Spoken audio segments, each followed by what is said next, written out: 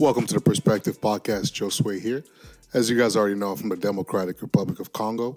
I'm a fellow believer. I preach at times, but we're not really here to talk about that, right? I attended the University of Oral Roberts. That's good, right? University of Oral Roberts. Shout out to ORU. And to my left here, we have Mr. Chase Brown himself. He was born in Texas. He attended the University of North Texas. I got a little ahead of myself. There you go. He's an aspiring philanthropic creative. Go Mean Green. Go Mean Green. Go Eagles. And he loves very long walks on the beach. Why that is, I have no idea. Hopefully we're able to get into that today. So, Chase Brown, how you doing? I'm doing good. Yeah. But it's because for us, we're the Mean Green Eagles, and y'all are just the Yellow Eagles. So How many times do I got to say we're the Golden Eagles? they're the Yellow Eagles. What is ORU? What is that in Oklahoma? I mean, I don't know. What do you mean, what is it? I've heard of it, obviously, but I'm saying what are, like you're saying the green, like Mean Green Eagles, Like, that's our mascot. We're world renowned. We're the So Golden Eagles. Who are y'all, though? The Golden Eagles. What does ORU even mean? Oral Roberts University. I know that. Yeah. I just didn't know what you were. Or as Stephen A. says, Oral Robbers. Oral Robbers. Robert. Yeah. That's Anyways, country. how you doing, man? Oh, yeah? Yeah. I'm doing good. Yeah, bro. I'm doing good. January's almost over. It is. Beginning of the fast. Jeez. Wow. I was getting ahead of myself there. Okay. Beginning of the year fast is over. Praise God. Got me through it. First liquid fast ever. I could say, like, genuinely one of the hardest things I've ever done. Wait, what were you fasting? Full liquid fast. So only smoothies and only, like, juices for 3 weeks. The whole month? For 3 weeks. So it felt like it was the whole year, basically. That's But dedication. That is it dedication. was the first time in my life I've ever, like, not had meat for, like, three Why don't straight you eat like weeks. vegetables? What? Why don't you eat vegetables? Because it was a juice fast. That's what God told me. Oh, okay. He can have gotcha. vegetables if he juiced them. Exactly. So that's the thing. I will say protein powder and peanut butter saved my life. I didn't know if y'all were doing with the fasting, people like just. I mean, they do like Daniel fasts. Yeah, become and like stuff vegans. like that. So, I mean, Miles did that, obviously, but God told me something different. But It's understandable. hey, what does the word say? He was my refuge. He sustained me. Praise him.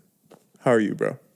I'm good. I had a month where I wasn't fasting, but So So you didn't give up anything? You didn't fast anything? no, I'm sure it's going to come sometime during the year. Okay, I mean, no judgment. I was just no curious, judgment. And slight bit of judgment. Yeah, slight bit. As you guys probably know, next month is February. Is is it the month of love or something like that? Maybe. Sure. Yeah, I think so. Anyways, so with that being said, as you guys already know, we have. So what's the reason? Why do you bring that up? Why?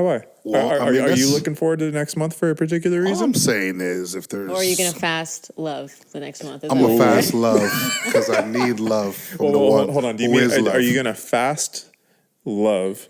Are you gonna fast love? Like, are you gonna do love fast? Like, are you trying to get married by the end of February? Because that's what there's either two options here. Either I did go to a Christian school, so ring by spring was a thing. Oh so. my gosh, I'm done. Oh no, I'm sorry, I've said too much. you just have to have discernment, bro. Yeah, I'll try to use wisdom and seek godly counsel and all that good stuff. But we'll see how it goes. Who knows? But anyway, so as you guys already know, we try to bring on a special guest whenever we have a podcast. And today, we brought you guys a very, very special guest from very, very far away. I have my notes here. Aubrey, Texas? Texas. That's far. Currently, temporarily. You told me we flew her out from Puerto Rico. Yeah, we did. We flew her gosh. out from Puerto Rico, and now she's here just for you guys. So we're very, very excited. And so I have this intro that I was paid, sponsored Oh, okay. tonight that I had to read. So she's a 5-time Gateway Member of the Year. Oh, wow. Awesome. yeah. Great. 4-time. It's an honor. It's an honor. 4-time Broadcasting Person of the Year. It says here she's a 2-time Hustler of the Week. I'm not sure what that means. Wow. I don't know that either. Yeah, me neither. And I think this one's probably my favorite one. Says that she's a 1-time, I'm going to keep it real with you, of since she's been born. So, ladies That I and will always do. Yes. Ladies and gentlemen, we have Nicole Rodriguez here with us. So if we can give her... Woo! But no, Let's I'm really go. excited to be here. I'm glad that we actually got to connect on Instagram. And Yeah, I shout out to IG, man. Yeah, I basically kind of weaseled my way in here. I don't know if you necessarily invited me per se. I wasn't trying to invite or you, if not it was always. more about me saying, hey, I see the podcast and when are you going to have me on? I think that had something to do with it, but at I'm the here. same time, I'm here. You're So here. it worked. It It's worked. going to be one of our best conversations of the year. Yes. So that's exciting. Yeah. Yeah, whether it was by, is it hook or crook? Is that the word? Expression? I have no idea. English, bro. Crook, I've never heard of Y'all that speak English? What you mean? You acting like I'm gonna know every single Come on, euphemism man. or phrase ever. Come on, man. That's I'll be crazy. honest there. I don't know if I use euphemism right. What is a euphemism? I kind of want to Google this. I have no idea. Yeah, look up. Let me what look does it up. Is mean, it hook Thomas? or crook? Hook or crook? Like, Wait, like hold a on, hold on, cultural Do you mean phrase. like bait, line, and Okay. sinker? Don't Is do that that. what you meant? Don't do that. Okay. You know what I meant. Okay. I'll just have Thomas's Or- approval. Hook or crook? Yeah. What does it mean?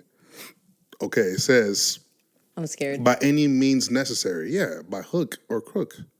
Yeah, by do any you means guys know that? necessary, I definitely was going to be here. See, Whether you invited me or not. the thing is, I understand the crook part. I don't understand the hook part. I don't get it either. I don't understand the crook part, but I understand the hook part. Well, because like even if you need to steal it by any means necessary. Oh. But so the hook part, I'm like, what? But you know, we all have our things. It's weird. I don't get it. What are some Spanish sayings? I don't know. But this is good. You speak Don't Spanish. y'all- Come on, you got- okay, no, you speak we Spanish. just had this Poquito. conversation. What do we talk about? No. What are you That's talking about all the Spanish you speak. Yeah, that's all the Spanish I speak. I'm letting all the Puerto Ricans and all the Spaniards down. I don't Don't do know. that.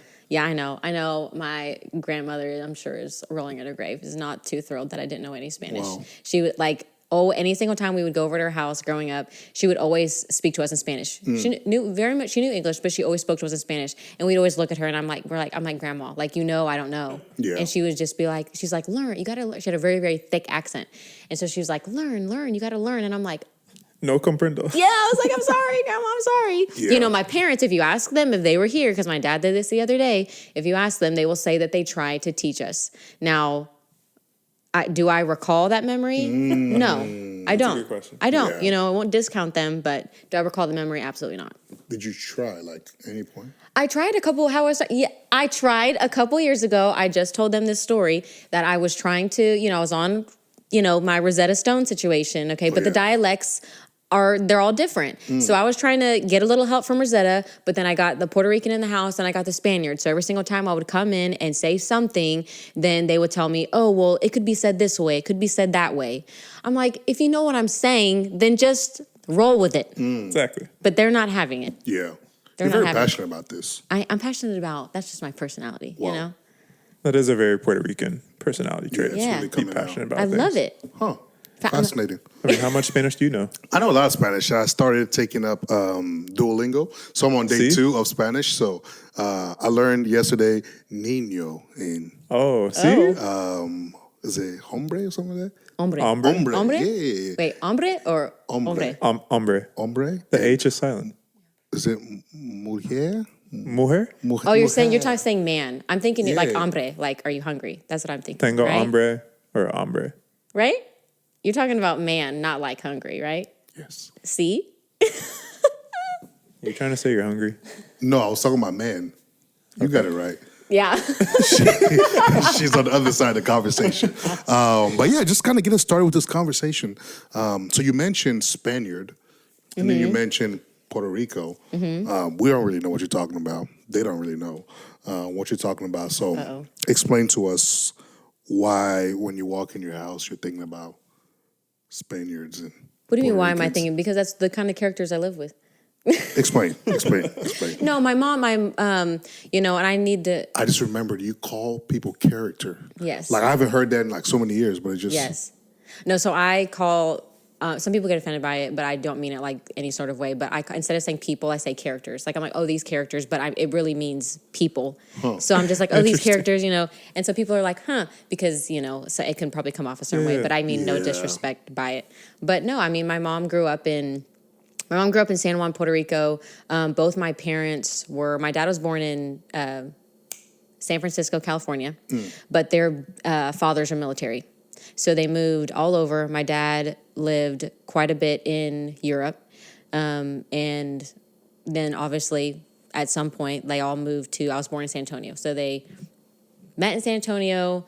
I lived there in San Antonio for 10 years before we moved out here to Keller. And if I'm not mistaken, living here in Keller was the longest time my entire life that they've lived in one place. Mm-hmm. And then since then, they've moved every 2 years. So they were just on the East Coast and they just moved back here in March. But they're here to stay though now. So, because they're getting to those retirement years. Wow. Praise. Because I don't want them to be on the East Coast. Bro, that's crazy. Because my parents have lived in two houses my entire life. Really? And they're within like 3 miles of each other. Are they Texas? Yeah. It's like 10 minutes down the road. Yeah. Oh, okay. Literally 10 minutes down the road. Yeah. What city is that? Colleyville. Colleyville. Yeah. You know, I think you're employed at a church there, maybe. Yeah, I work in a church in Colleyville. That's crazy. But you know, to that point. Okay, so I've heard a lot of my friends that I've talked to just about regular conversations that are Hispanics. You know, and for a lot of them that don't speak Spanish, whenever they've gone in crowds with other people that speak Spanish, Yeah. there was always like this weird thing because they didn't speak Spanish. Was that something you kind of experienced growing up, or growing up? I experienced that 2 days ago. Okay, that's good. Wow. I was at the office, and at my dad's office. I can work anywhere. And a young lady in the office, she looked at me because she knows that my dad speaks Spanish, and she was chatting with him or whatever, and said something in Spanish to him. Then looks at me and starts saying all these things in Spanish, and there's people staring at us, anticipating that I'm going to respond, and I just like stare at her, and I was like, huh. And she looks at my dad and she's like, oh. And then she was like, oh, Marcelino, you know, look what you did, blah, blah, blah. Like what? And so then my dad yells, we tried to teach her. And I'm like, I don't recall you ever doing that, Marcelino. But it is. Marcelino. Yeah. That's a name. Yeah. That's a name. I might name my kid that. Yeah, Bro, keep Marcelino that in Sola mind. Rodriguez. I'm gonna write that down. Marcelino Bampinde? Yo, that kind of rolls out the tongue, bro. It does.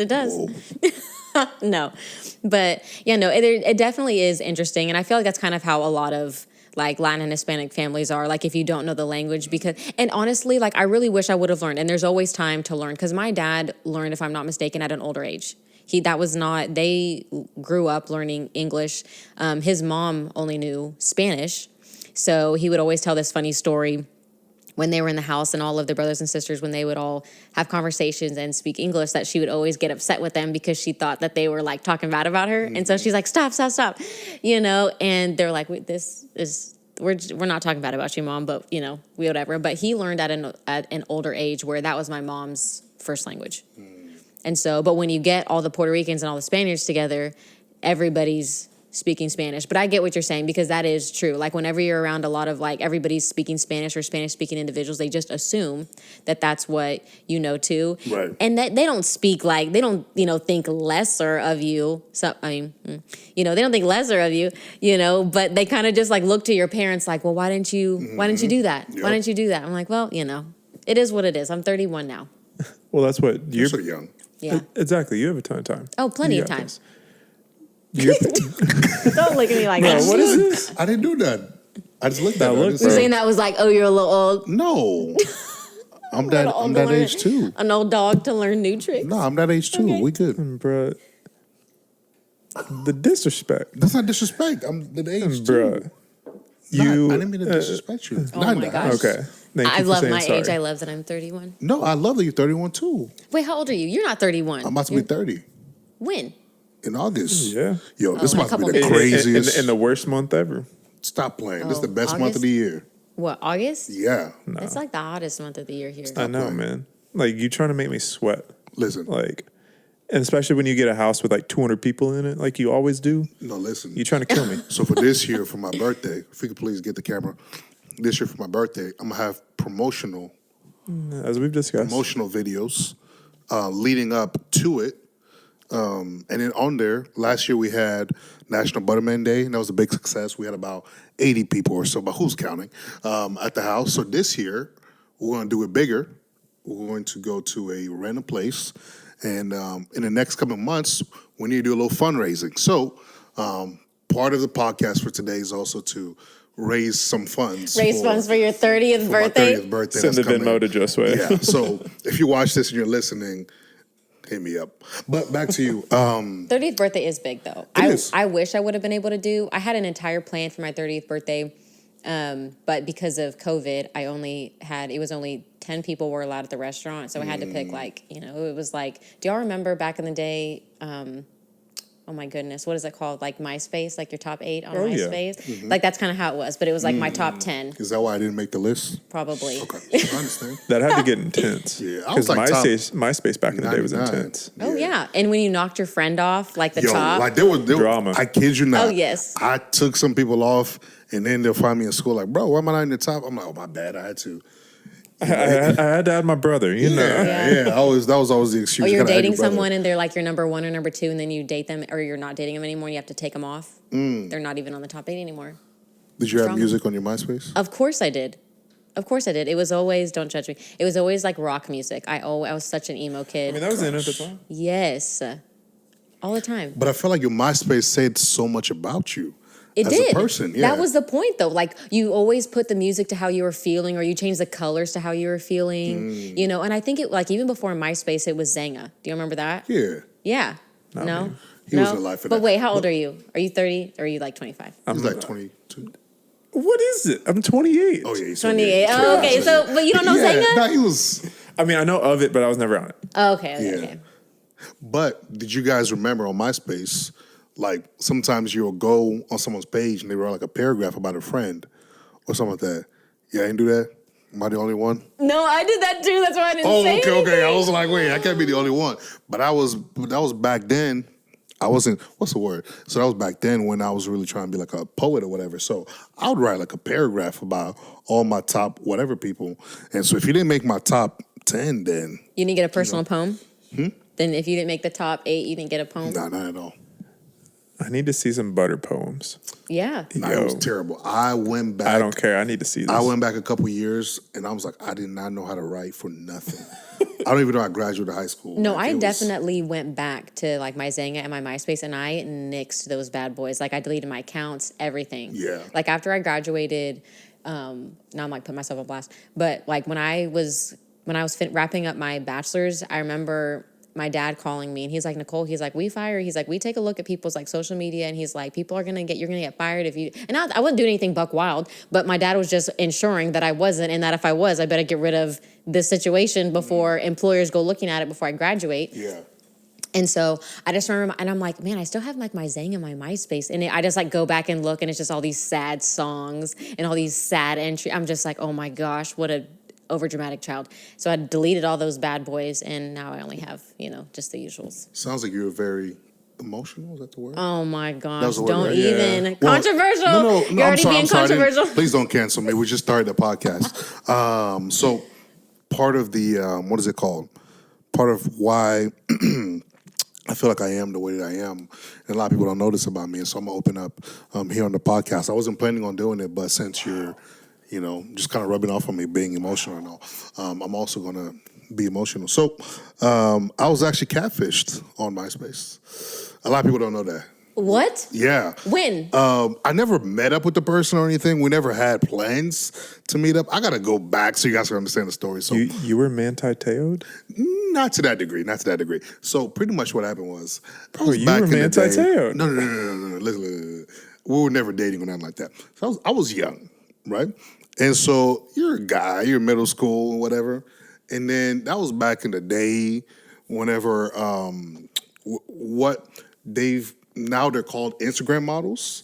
Back then they were called not Instagram models because they were on MySpace. And so, so it was cool to like add all those girls, So I just added them. I said, oh, there's a nice picture. So I added them. And I remember there was one that I kept having a conversation with.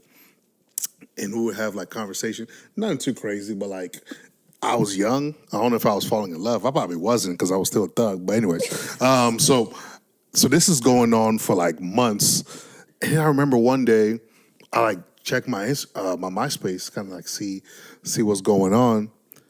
And I'm like, wait, who's this? And I clicked the page and it was like somebody else. And I was like, how did this happen? Like, what's going on? And so I'm still trying to message him, trying to I get. don't know why I'm laughing. I shouldn't be laughing. Nah, I This shouldn't is be laughing. sad. This is trauma. This is trauma. No, it's not. What do you call it? Just being a kid. Yeah.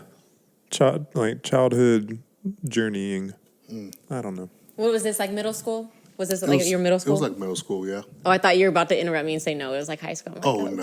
Josue. Yeah. That was middle school. So ever since then, I'm never in the DMs no more, Well, that's also like when kind of all of...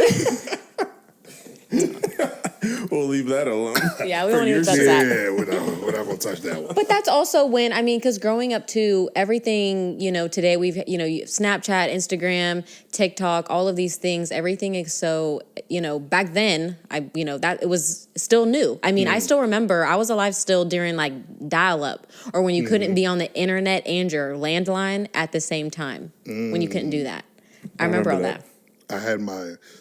I'm sharing all my stories today. We're gonna reminisce. I'm sharing all my stories because Go ahead. So I remember I had my sister's phone. I was like in middle school, or maybe it was in high school, probably like freshman year or middle school. And I got this girl's number. You know what I'm saying? Because I had game. You feel me? So, anyways, I didn't really have no game. That was taken out of context. So I got this girl's Maybe number. one day. Huh? Maybe one day. I'm day. working on it. I got this girl's number, but I didn't have a phone. So I had to message her on my sister's phone, but you could only message until, was it like 9 p.m. or something like that? And then like it would just like cut off. And so I would message this girl, trying to, spit game or whatever. One day my sister comes up to me. She's like, you need to leave her alone. I'm like, what are you talking about? She was like, the girl you're always messaging. I'm like, why do you know I'm messaging a girl? She's like, I read the messages. I'm like, oh my goodness. Oh, come on. You didn't think that your sister was going to go and read the messages Why off would you your read phone? the messages?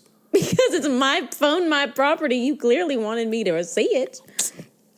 And Congolese culture, there's no such thing as privacy. Yeah, we didn't Come on, have bro. privacy. That was kind of crazy. I still can't believe she read my messages. I was young. And still That developing. sounds like a root of unforgiveness that we might need to deal I might with. need to call her and work some things out. Yeah, man. I'll be down for that. Yeah. Well, and it was tough even back then too. Like even like I remember the phones. Like I remember having to. They're like I think they're called brick phones. Maybe is that what that is? Yeah. Where they have to click the same thing like 3 times just to get to the one whatever it is, like one letter. I'm like, it was tough back then. I'm like, I got my first phone like that was mine like my freshman year of high school. Me and my sister no, I take that back. It had to have been in like middle school, but I remember in like intermediate school, me and my sister shared a phone, but the only purpose of the phone was like my mom's like, you only get it, and then when you get out of school, you call me so I know where you're at, but then the phone is collected. So we did not have a phone, but that's when everybody was like, that's when all these phones started coming out. It was like that. I used to have like those, do you remember those like mini gray flip phones? Mm-hmm. The razors? No, not the razor. It was like literally this big when you closed it. Oh, the phone was that big? Yes. Oh. Yes, it was that big, and then you flipped it open, and it was like maybe that big. It was about the same time when the razors like did come out. Not the Blackberries, right? No, I forgot no. what it is. You flip it? I don't know, but I definitely remember having some sketchy songs as my ringtone that like thinking about it gives me nightmares. Yeah, those were the days. Let me ask you this then. I'm scared. Did you have an MP3? What is that? What? An MP3? Yeah. Like a Walkman? MP3 player. Like an MP3 player. Just like so before we got, what was the Apple one? So, there's the iPod. No, Okay. before that they had was it Zoom? What was it, Zoom? there was a That Zune. Apple, right? Zoom? No, that Zoom. wasn't Apple. There was like ZUNE. There was Yeah. like something else, but like Samsung. So the MP3 players were like this big. It was like the next thing after CDs. And so you had to go to like LimeWire to download music illegally. Illegally get in trouble. Yeah, download Hey, music. man, the Gosh, I statute of remember limitations LimeWire. might not beat up on that Oh, yet. yeah, that's true. So, True. The statute of limitations. Can't talk too much about that. Yeah. But you don't remember MP3 players? No. No. I do have, and I still have my first like iPod. The one where you had to go like this? Yeah, I still have. It's like, I don't use it, but like it's tossed. It was blue. Yeah, and it's like tossed somewhere. Yeah, no, my parents were very, very, my parents and my mom was like super, super strict when it came to anything like technology. Like there was no, and we never cared. We used to have like Game Boys, which those were awesome. But I did not we don't do video games at the house. And I still to this day am like, I have such a dislike for video games unless it involves like physical activity. So like the Wii, okay, we can do the Wii. Maybe the Oculus, but are you like boxing or are you just like sitting there? I don't see a point in something. I know I'm talking like this isn't the audience, the guys that are like, y'all looking at me like this is like the worst thing ever. Y'all play video games, don't you? I mean, I'm not a video game guy. Like, I honestly, am. I haven't played in a couple of years. After it's like yesterday. After like elementary school, I would say like after like 6th grade for me, like I didn't really play video games because like the GameCube was like the newest thing that I got, and that came out in like 2003. Now I mean in elementary school, I mean I was playing Pokemon like a lot, but Nicole was nothing too. really after that. I mean she was on the Game Boy. Y'all, here's the thing. But today it's just gotten wild. People will literally sit on their like couches for hours, and I'm talking like grown men. Like 30, 35 years old, 40. I'm like, don't you have like somebody to take care of or like, I don't know, like go But isn't that like therapy? Video games? Yeah. Stop. Bro, that's distraction. Chill. Nah, come Yes. on. Do I need to get Miles down here and talk about this? Nah, we don't need him. We're going to talk about this. Video games can be therapy. They're just thinking, having a good time. You think that it does? We did this like study we did this study in school, and it was talking about like the effects that video games, movies, TV shows like has on your mind. Like if you watch the same thing like over a period of time, like is it going to have what is the effect that it's going to have on you in your life? It's kind of like if you're playing video games and they have a lot of violence, like does that mean that you're going to end up being some sort of like criminal? You know what I mean? I mean, I don't know. Who knows? I don't necessarily believe that. I believe there's obviously like, I wouldn't anticipate you don't want some like 5 or 6 year old probably playing some like shooting game. But I'm like, but these 5, 6 year olds, like they know how to play. Yeah. They know how to play games. I've seen them. Yeah, it is my wild. nephew was playing games the other day. Yeah, we had the kid that my sister nannies, he was hanging out with us over the holidays. And I mean, he knows how to, we were struggling trying to figure out, like me, my mom, my dad, trying to figure out how to work the new television or the TV. He 5 years old, just waltz right in, turns on all the situations or whatever. And we're like, hey, do you need help? And he's popped up shop with his, bag of popcorn, like ready to rock and roll. Like that kid, I'm telling you, the kids of today, that when they grow up, the amount of technology and things that they'll know about and just know, I mean, it's going to be insane. And I already thought that we knew a lot and that we were exposed, to a lot, and we were, but everything is like picking up pace. I heard a stat the other day that said we consume in one day what our parents did in like a month or something like that. In terms of just what? Information, data, things. Wow. Yeah.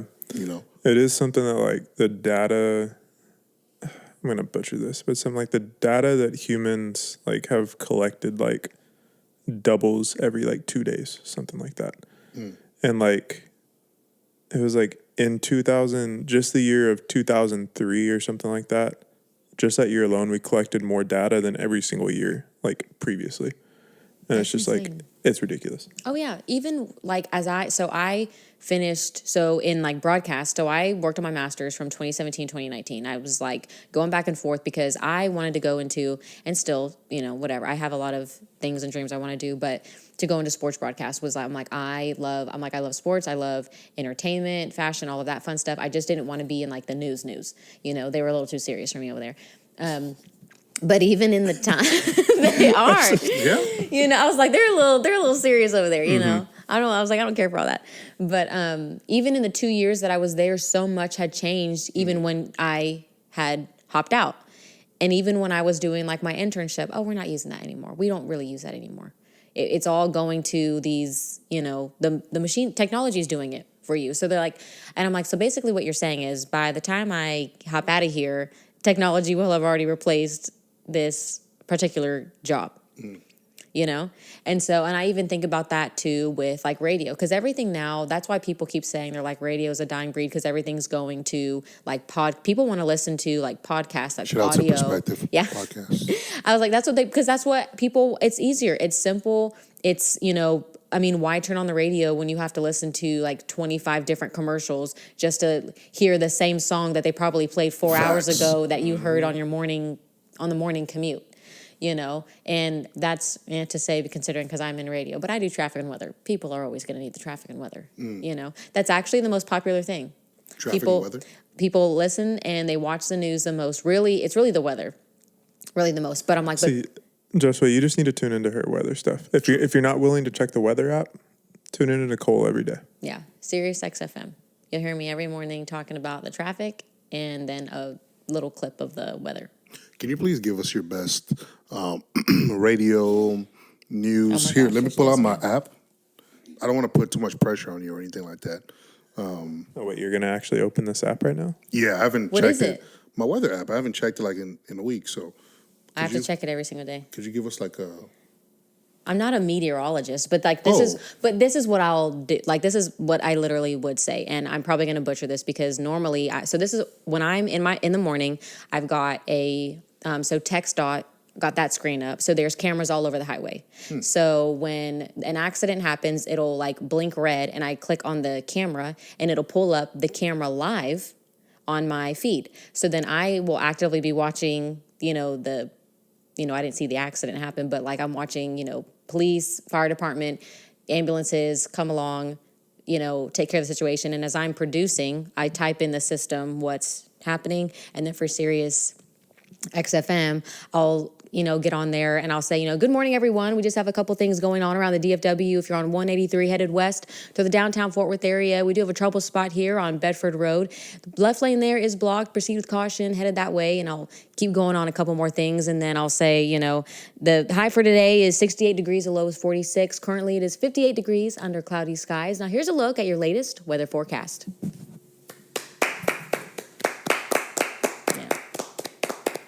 Just doing what I can for the community, You know what's actually funny about that? Chase is really good at giving a weather thing too. Weather reports will apply because we need people. No, he should give us a sample.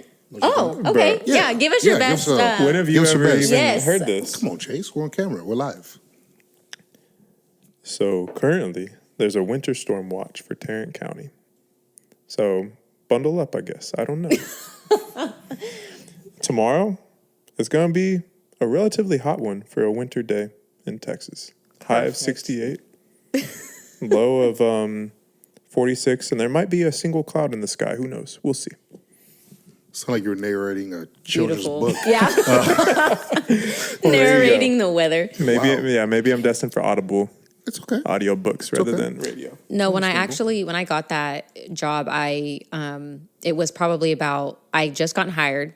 And they made me work for that one because I was there for like a month and a half doing interviews, and interviews as in I would go in every single week and they would have me working because I'd never done radio before. And with Dallas is the number 5 market in the nation. So, which means they don't take on newbies. So if you've just graduated from college, they tell you, my professor said, she's like, take the top 50 markets and don't even apply for them, is what they told us. And I feel like it's hard in the sense, or I don't know, I think it's different also for believers too, because people are kind of, it's all about who you know, it's all about who you know. But it's like when the Lord wants you somewhere, he's going to put you somewhere. Amen. And I was very, very fortunate during, when I was working on my master's, and my master's was great, North Texas was awesome, but I got the most out of the people that I met there. And the individuals that I met there, the Lord kind of, put it all together, even when I didn't know that that's obviously like what was going on. After I graduated, I had no prospects at all, like whatsoever. I'm like, am I gonna move to a smaller town? What's gonna happen? I applied to over 50 jobs. Only heard back from this one. And the only reason I heard back was because when I worked at North Texas, I shadowed, I wanted to be a sideline reporter. And this guy, I spent all football season literally just being his shadow. I'm like, wherever you're going, bro, I'm going. So, and I didn't know that he worked for that radio station at all at the time. So when my resume just happened to pop up, I got a call from the director, station manager. I'm not sure of his official title. Sorry, John. But he called me and he was like, hey, I'd like to have you in, blah, blah. So, and I'm like, I have never done radio before. I was like, I've done, TV for NTTV, but like radio is just different. At least with television, I have like a prompter, I'm not having to come up with something kind of on the fly. Because even though in radio, I've got something in front of me, you're kind of just winging it. As long as it's the accurate information, you're just winging it. And after a couple times I had sat with him in his office, he was like, actually, do you know how you got here? I was like, well, I applied. And he was like, actually, he's like, do you know Zach Babb? And I was like, yeah, like, he's a great guy. And, basically shouted him all football season. And he was like, well, do you know he works here? I was like, well, no, I didn't. And he was like, so when I saw that you went to North Texas, he's like, I know that he goes there. And I asked him about you. And he said that that yes, you've never worked in radio, but that you shadowed him all season and that you're a hard worker and to bring you in. So I'm like, thank you, Lord. And so I was there for a month and a half. I got the job. 2 weeks later, that's when COVID happened. So then they sent everybody home. So I had just gotten the job. I'm still fairly new. I haven't even been on air yet. They just packed me up a studio and they're like, wow. Good luck, lady. I remember the first time that I was on air, I was at my house. It was, I get up at 4:30 every morning. I'm on air. My first report's at 5 every day. And which is kind of nice for a COVID situation because where I was living, I'm like, I'd have to get up at 3:30 to be at the station by like 4:15 to like set up shop. So it's kind of nice to just, roll out of bed and hop on air, and I remember it was 5 a.m. And kind of how the system works is if you don't send your report for Sirius, it alerts the entire company because they don't know who's on that day. So everybody's getting an email, not just my boss, but everybody and their grandma. So it was 5 a.m. I'd never done a report before.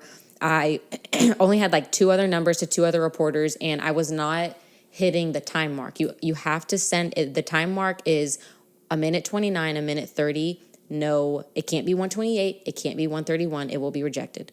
And I didn't know how to, all the tips and tricks yet to how to adjust it, to whatever. And I was sitting there crying at 5 a.m. and I called one of the other reporters and she's like, oh, it's okay, sweetheart. You don't, she's been there for like 20 something years, oh, it's okay, sweetheart.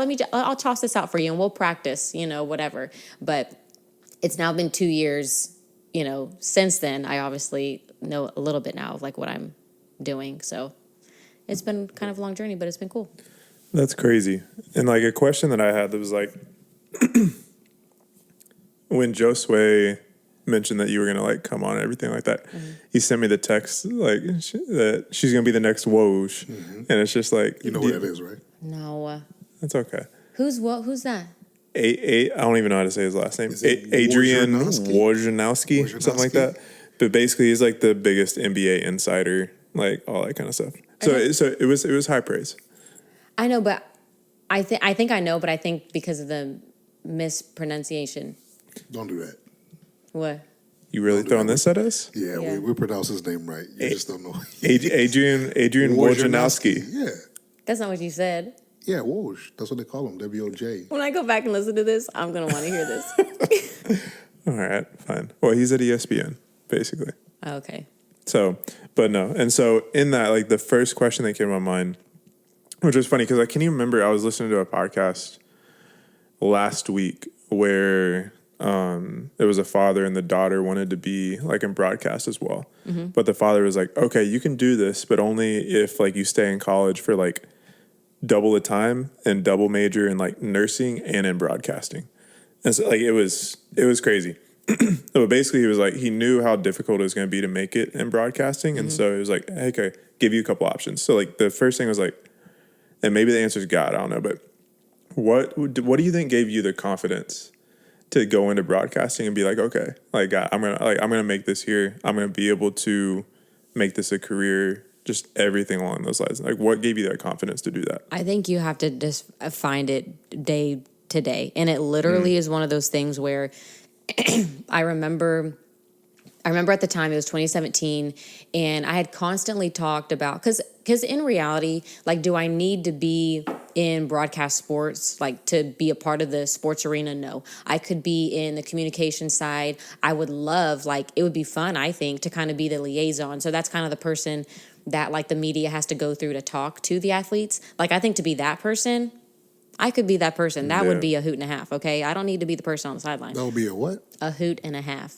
You know, you never heard of that? Is that another one of those phrases we need to look up? Euphemism? Euphemism? No, you never heard of that? No. Youth-omission? What? Yeah, a hoot and a half. You know, I'm like, I don't have to do all of that. But when I remember in 2017, I actually was working at Gateway Church temporarily. That's a whole story in itself, how I got there. But they hired me there as my title was a super temp. So they had me jump from department to department based on like whomever needed me at that time the most. And I just remember, you know, being all boohoo, feeling sorry for myself because I was like, Lord, I'm not taking another full-time job unless like you're solid with, you know, unless you're telling me like, this is it, hang tight here, because I had just left a job that was just a terrible, terrible work culture, terrible environment. And I just remember in 2017, all I was doing and watching, I just was like submerged in like North Texas sports, you know? And yes, I watched like pro football and everybody talks about college football, but I'm like, that's not what I was watching at the time. And I'm like, you know what? I think it'd be really, really fun to, you know, I was around, you know, like the games and people anyway. And I'm like, and I love to talk. So why not? You know, why not? And I kept talking about it so much that like I had a friend at the time tell me, I can't say that because basically was like, do it or don't. He said it in other colorful languages, but, you know, colorful words, but, you know, just like, you got to do it or stop talking about it, you know? And so I was like, all right. And I remember it was like maybe 2 weeks before school. And here's the thing, like, obviously, as you know, like college is expensive. And I was like, Lord, look, if you ain't going to make a way to figure out like, you know, the financial situation, then I'm not going. And it literally was the Lord, because I remember one time just going up to the school, and a woman that was there at the front desk, she just told me to fill out some paperwork. That's all she said. And I thought that it was just a part of the application process. So I was like, all right. And I didn't question anything. I just said, okay, whatever. I could have been signing my whole life away and I wouldn't have even known. And so I, you know, filled out all this information and I sent it back into her. We're like maybe now a week away from school. And I'm like, this was a fun application process, but like, I'm not going because I'm not taking out student loans, like absolutely not. And, like, Lord, you got to figure it out. I literally, maybe a week before school, get an email saying that I got a full ride scholarship. I kid you not. The paperwork, the paperwork that lady had me fill out was like scholarship paperwork, and I didn't even know. And it was like a writing scholarship. And I was wondering why I had to do so much writing before school. It was like all of these different topics and all these different and I'm like, maybe this is just what I need to be able to like confirm that they want me. I didn't question it. I literally didn't question anything. I probably should have in hindsight, but she's told me to do it, so I did it. But I didn't know that she was having me apply for a writing scholarship. So it ended up being a writing scholarship. I go back to the school to thank her. Nowhere to be found. Kid you not, nowhere to be found. And I'm like, and I went and I asked somebody, and I'm like, there was this lady here, like her name was Gloria, and she worked at the front desk, and I don't know. I got that scholarship 2 years in a row. So my school for my master's degree was fully paid for 2 years in a row. It was insane. Gloria. Glory to God. I'm trying to Yeah. hit up Gloria too. Pay back those student loans. My loans is crazy. That's crazy. I mean, it's such a crazy story, though. It's like, especially for the fact that you didn't even know what was going on. No. And you just feel it out, not thinking anything about it. It's almost like at times God, like, blinds you to certain things. Mm-hmm. And then you're like, oh, whoa. This was such a big miracle, such a big blessing in your life. And it wasn't something expected at all. So that's pretty crazy. And I think one of the questions that I had in terms of, like, because I've seen you on the sidelines, you're like taking pictures with the mic and all that fun stuff. Mm-hmm. Is there like a certain sport that you want to focus on, or are you trying to make your way through, you know, different sports? I mean, I listen to a lot of like podcasts and different things of that nature, and a lot of people that started in similar positions, they talk about how they've had to make a lot of sacrifices and doing certain roles that maybe they want to do, but in doing that role, it kind of helped them go up and things of that nature. Oh yeah, and I feel like the Lord has definitely taught me a lot. So I originally worked for Cumulus Media. So Cumulus is, you know, where like American Airlines Center is? Yes. So Yeah, so it's right. So American Airlines Center. Then you have WFAA right there, and across there is Cumulus. So they house 6 stations. They house ESPN. Now they don't anymore. I think ESPN's now national. They don't have the local shows anymore. But the Ticket Sports Radio, they house them. They house The Wolf. They house KSCS, and then like WBAP and Cliff, which are just like news stations. And I worked there, and when I was working there, I worked there in promotions. And which promotions is like, you're like the bottom of the barrel, okay? And all you do is you basically follow the talent around to different areas where they have the shows live, and you interact with the fans. Kind of basically, if the talent like needs something, if they need, water or whatever, like you kind of help them out, get that for them, all of those things. And that was exciting in the beginning to me because I'm like, this is a great opportunity. I've never been around something like this before. It allowed me the opportunity when they did have the local shows, so like Jam Session and DAC. Did y'all ever listen to those shows, any ESPN shows? My dad did. No, So, no. really. I'm not offended. I didn't listen to them either before I got there. I'm sure they were like, okay, like they brought this girl here, great. But. And, I got to do my, internship there, like with ESPN Radio, and kind of, take everything kind of like behind the scenes and see kind of how it all works. But then there were days where there was a van that they had, or one of our country vans. And, when you're trying to like scrape paint off the wall, it's like that, but it's like that tiny, what are those things called? Like a little scraper thing. I don't even know. Not a spackle. What is it called? Just say a scraper. Yeah, a scraper situation. I literally was handed that by the coordinator, and like how they wrap vehicles, how they wrap them? Mm-hmm. With like graphics logos and things like that. Yeah. They told me that they handed me that, and she said the van. So this is a van, and I'm 28 years old at the time. She hands me that, and she's like, I need you to go scrape off the wrap off this van. And I remember being on the top of the van, and I was crying, and I was just like, I am not too good. I am not too good for this. I'm not too good for this. I'm not too good for this. I'm not too good for this. And I felt like it was almost like, Nicole, before you have any sort of like success, like when you get to the point of being very successful, whether that be in this industry or whether that be, in me now, trying to move over to a different industry, it's like you're never too good. You're never too good, and always remember where you came from. Like, you're not too good to, pick up the trash. You're not too good, because that's what they would have me do. That's literally what they have me do. And I'm like, doesn't somebody else like get paid, for this job to do this? And so I'm literally like crying on the top of the van by myself, like trying to scrape off the wrap off this thing, because like truthfully, the station's just being cheap and doesn't want to have it, paid for or done, themselves, but then I moved on. I finally got this opportunity after my master's at iHeartMedia, which has been incredible there. I've been there for 2 years. And then, with COVID happening, unfortunately, obviously sports was heavily impacted because it's not essential. Yeah, it's not essential. It's essential to Josue, though. Yeah. Right. But what was essential? Traffic and weather. Traffic and weather. And so I was very, very blessed, because everybody was really worried and concerned about, and don't get me wrong, unfortunately there were impacts at the station, but I was working part-time. So they weren't wanting to let a lot of part-timers go. So I was very fortunate enough to keep my job. So when it came to COVID, as far as a job was concerned, I was solid. And I thought to myself, had I still been working at Cumulus, I would have been let go, because everything stopped. Everything stopped. And so I'm just like, okay, Lord, like praise God. Like I, complained for a while, but I'm like, okay, praise God. Like I'm here for 2 years and I still get to keep my job. I still have this opportunity. And then I came across LinkedIn and I saw, looking for entertainment, host entertainment for like Frisco Rough Riders. And I'm like, I don't know, but I'm going to shoot my shot. And so they had me out at the ballpark, and it was an audition, and I've never done something like that before. I take that back. I had done it one time, and it was tough. But because I'd done it for radio. This is like a sidebar. See, this is what I'm talking about. I'm going to talk your paint off your walls. Do it.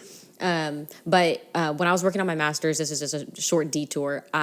One time, Zach Babb, who was their sideline reporter, he had to cover a basketball game. So they said, hey, can you fly with the team to San Antonio and cover the game? I've never, at that point in my life, I've never covered a game like just me, ever. My heart rate, my Apple Watch was telling me every 10 minutes, you know how it like pops up the blue breathe thing? It was like basically stayed on breathe. My heart rate was so high that entire game because nobody puts more pressure on me than me. Nobody's harder on me than me. The worst things I'm sure that I think maybe somebody would say about me, I'm sure that I've probably said that like to myself. Like I'm the toughest that I can be on me. And so I'm like, okay, like that's kind of the only experience that I've really had with like live reporting. And they're like, we're not necessarily looking for you to report. They're like, we're just looking for like fun, entertainment, somebody to kind of just hype up the crowd. And I'm like, well, that's all you had to say. Mm-hmm. I can do that, but they had a couple of us in audition. And then after like 2 or 3 weeks, I, was very fortunate enough to get a call from one, their VP saying, hey, like, we'd love to have you. And they, there's like 60 games. And so they're like, you're going to get 30 games of the season to be able to kind of come in, entertain, and kind of be a part of it all. So it's kind of been this really, fun journey to kind of see how it's all played out. And it's good to see, I think, in hindsight, all the moments that I was like stressed out or disappointed in thinking that like God didn't come through for me, when I'm like, you really were protecting me from a lot of things that I didn't realize you were protecting me from, and now I'm a lot more grateful for those experiences, for the scraping of the things off the car, for all of those humble moments, because I'll never forget that. I'll never forget that now. And now if I do anything, no matter how successful, whatever it is that I, become in anything, like I'm never too good. I'm never too good. I'll always, someone needs water, I'll get you water. Somebody needs trash taken out, I'll take out the trash. Somebody needs your church chairs stacked up together and put away. We'll stack the church chairs away, but it's been a learning experience. And I think with age too, we always think, like for me, I think anyway, I'm 31. Like I'm so society, because everything is going so fast. Behind. Yes. Yeah. Yes. They're like, oh, you're so far behind. And that's honestly how I feel. That's honestly how I feel so often. Or I see really successful, especially now we have like the influencers and you have like, shout out to y'all, whatever. But like 18, 20-year-olds out here making millions. And you have like what's that kid on the internet? He's like 4 or 5 years old and all he does, he's like, I think the number one earner on YouTube. Yeah, all he does is he reviews toys. He's like 5 or 6 maybe now. Mm-hmm. He just opens new toys. And this kid is like, a millionaire. Number one earner, if I'm not mistaken, on YouTube is him. I'm like, who'da thunk? Who'da thunk? I remember hearing that story, and I really had to sit down and think about my life. I was like, man, I'm in the wrong business. Wrong business, right? I need to be Blue's Clues. Call it Black's Clues or something. Anyways, that was a bad joke. Congolese Clues. Congolese Clues. That's funny. Yeah, but no, I mean too. No. Here's the question: if you had a dog, what would its name be? Black. We had a dog named Black, and he was black. It's very creative in my household. So. Oh my god. Yeah. What? We're creative, bruh. Did you have a dog? Yeah, his name was Black, and he was actually black. Oh my gosh.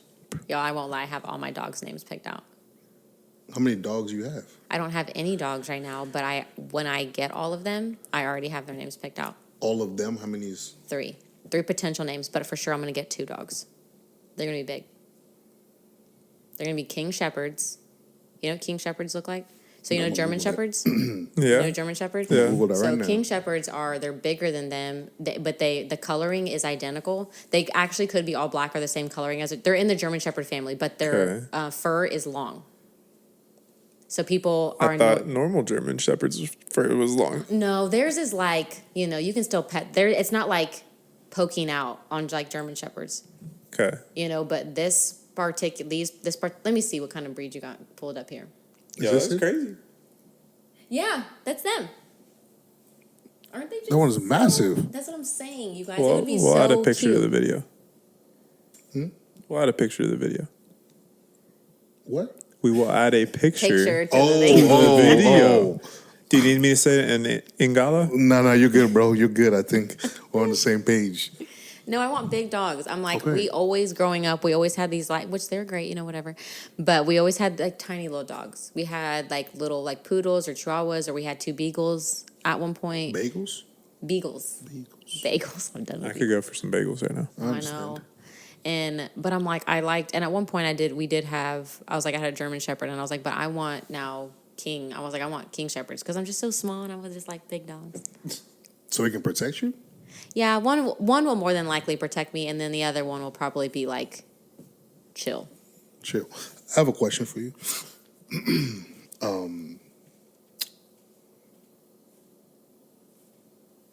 So I'm typically, nervous. no, don't be nervous. Don't be nervous. If it's too much, we'll take it out the video.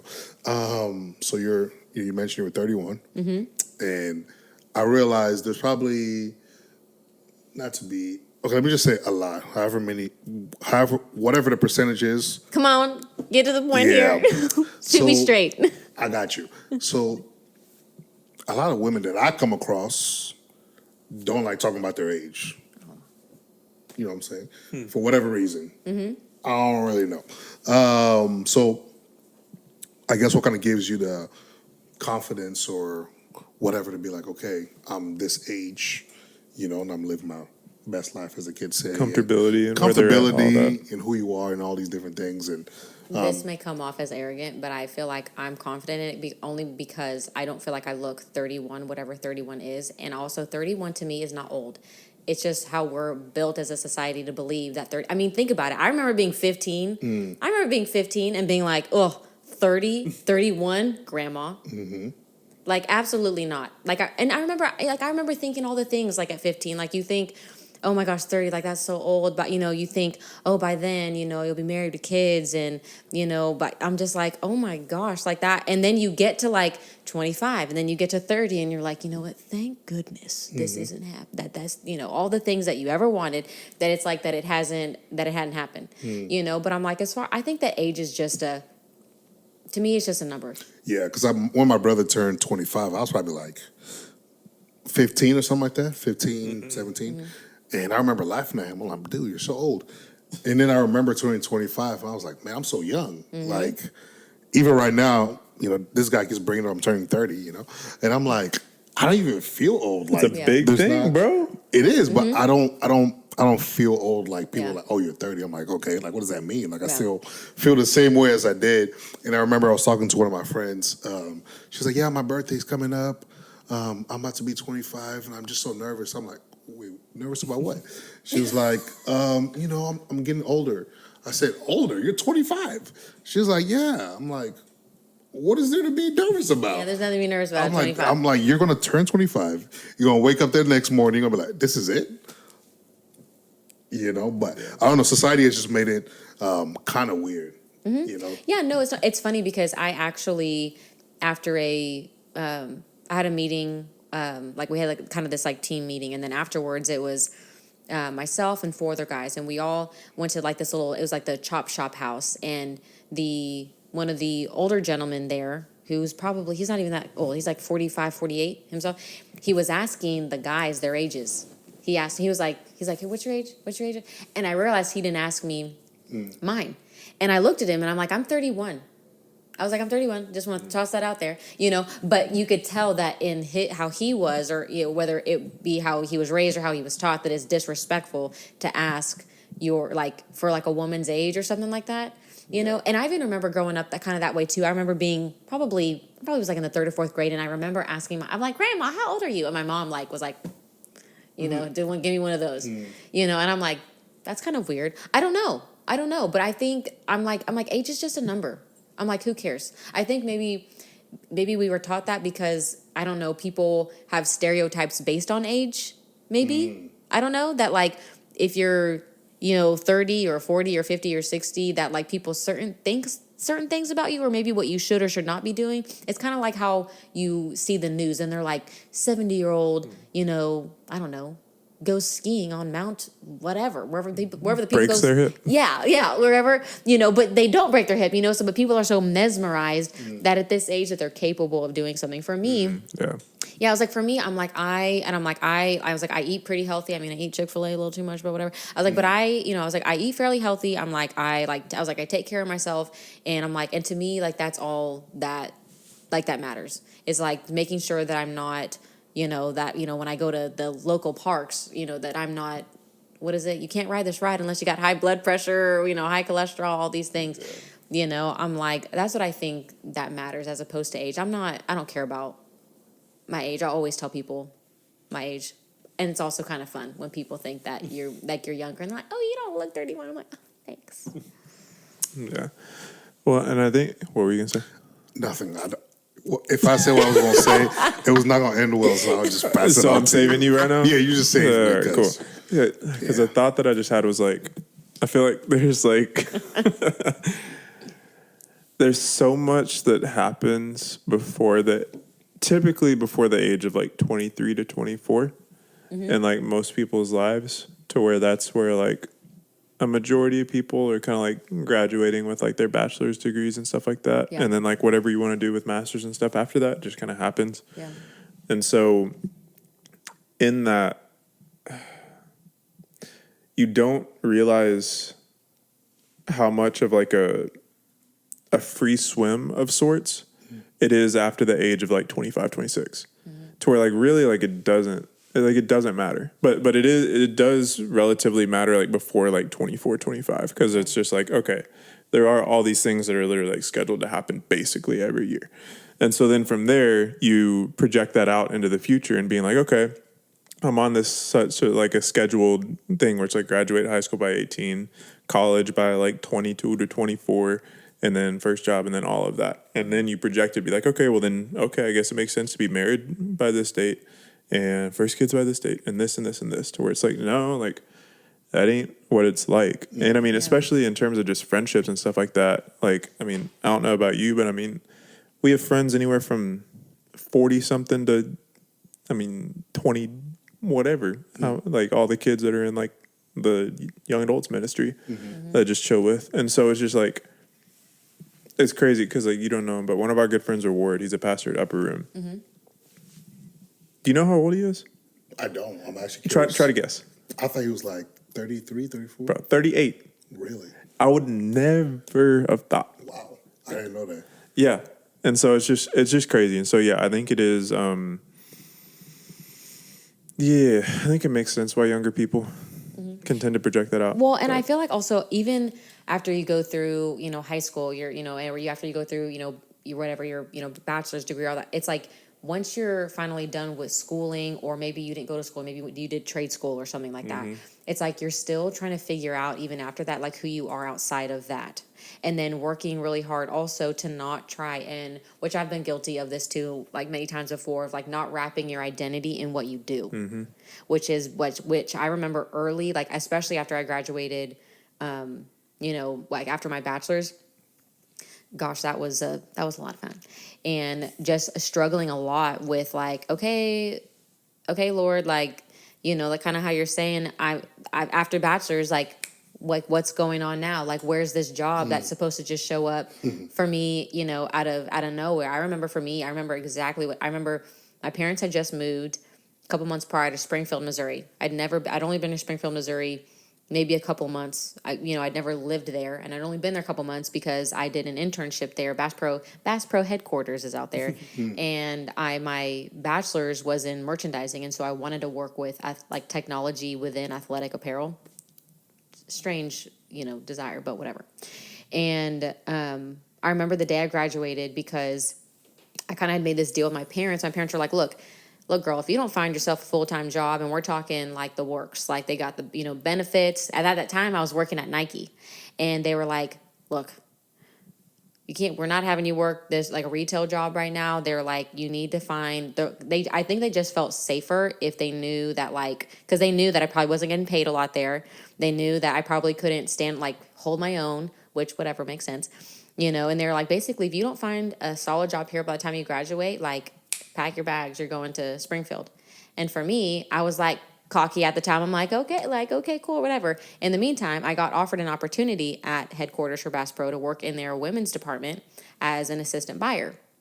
And I was arrogant, and I'm like, no, I'm going to be in Dallas, and I'm going to, find something for me out there, blah, blah, blah. The day I graduated, I was out here in Dallas, and I had gone through an interview process for a country club to be an assistant buyer for a course. And they called me on the day that I graduated, and they said, hey, we decided we're going with somebody else. My parents were like, great, pack your bags, move to Springfield, Missouri, congratulations.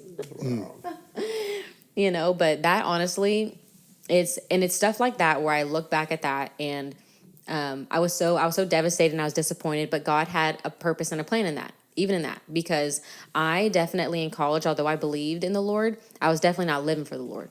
You'll catch me on Thursday night at our bar, but I mean, I'll be there on Sunday morning, and I remember just being so involved with the wrong people and just the wrong things.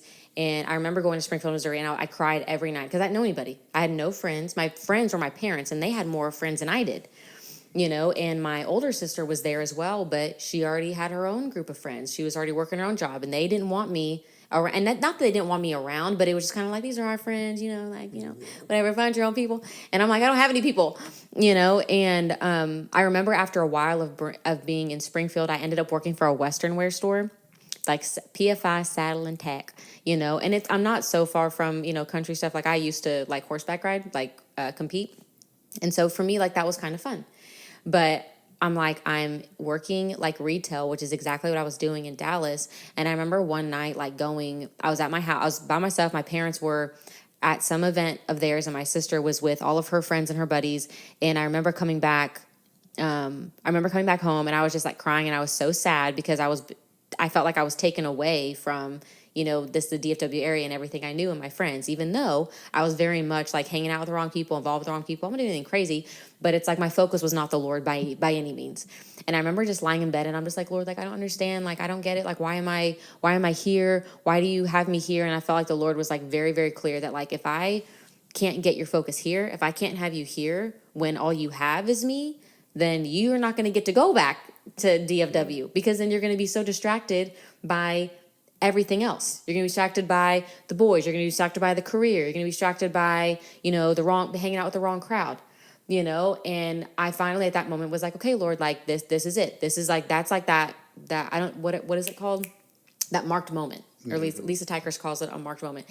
I feel like that was kind of like my marked moment for me, where it was like, okay, Lord, like we're doing this. Like I want to live for you. I surrender my life to you. I give my life to you.